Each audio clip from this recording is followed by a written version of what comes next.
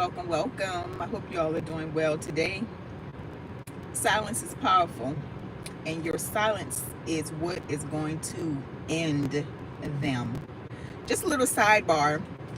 I'm watching the news, everything that's going on with Iran and the US and Israel and all that stuff, right? And I cannot understand why these countries keep saying what they have, what they're going to do, and what they've done.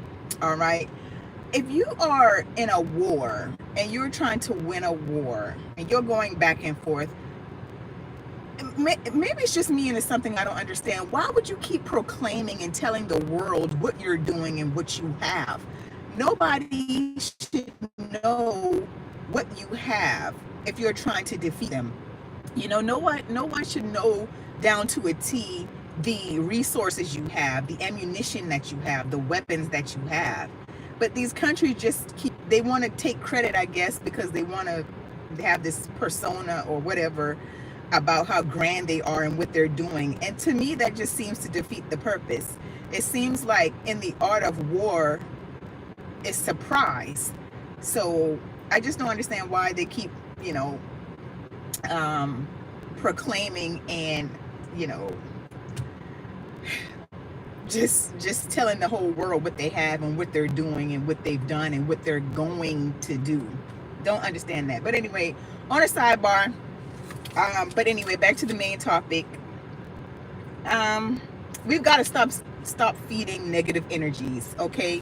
And something that really sparked this particular topic today is when I go on certain media platforms and you have African Americans or black people talking about their plight and the issues and the things that have happened to us in the past and in the present that are still happening to us.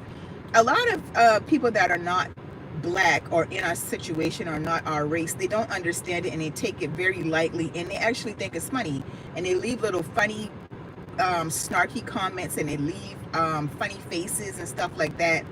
And it's definitely a slap in the face, but at the same time, we have got to stop taking these people seriously and got to stop feeding into their negativity, because it doesn't matter how far we go. If we try to create our own little circles, we just always seem to be followed for some reason. If anybody can tell me, I already know the answer, but tell me why we seem to be followed no matter where we go, and we're trying to just be self-sufficient, mind our own business. People seem to always come in our spaces and have something to say when it's not even about them. They try to make it about them.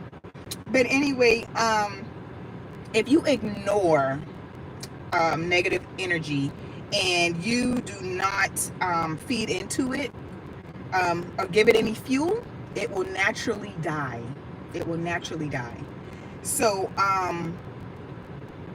yeah, I mean, like I said, just evil, racist, negative people really sparked this whole video. But I said that also to say this. If we stop ignoring them, we can have more energy and resources and time, more money, more passion to put towards our own situation and our own things that we need to build and do for our communities, okay? We've also got to stop asking, and we've got to stop begging and pleading for people to give us what is due us and for people to actually understand. This is not going to change. It's been going on forever and it's going to continue to go on, because that's what colonies do. Things come in and they take over its host. That's the whole point. They come in, they take over the host, they thrive off the host as long as the host will allow it. So when we stop allowing it, that's when we'll get our power back, and that's when the parasite dies, okay? Which goes back to what I was saying. If we stop feeding into the negative energy, we'll have more energy for ourselves, and we will kill the parasite, all right? So,